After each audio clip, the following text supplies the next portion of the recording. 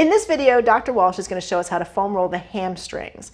To begin, she's just going to sit on the roller just like she would if she was rolling her glutes and her hips. She's going to lean backwards and roll herself right onto the hamstrings, the back of the thighs. From here, she's going to roll from the top of the thighs right down to the back of the knee. Now, hamstrings are a tough area to roll. The way the anatomy of the hamstring hits the femur, you don't really get the depth on the hamstring with a roller the way you can with a lacrosse ball. To get it a little bit more impactful, what she's going to do is cross one leg over the other, and that way most of her weight comes down on just that left hamstring. And she's going to roll from the top of the thigh right down to the bottom, the back of the knee. As with any other area, she's going to make 5 or 6 nice long, slow passes and then put pressure on any tender spots. And as if with the quads, she can rock her body to the outside to get the outside of the hamstring, and she can rock her body to the inside to get the inside of the hamstring.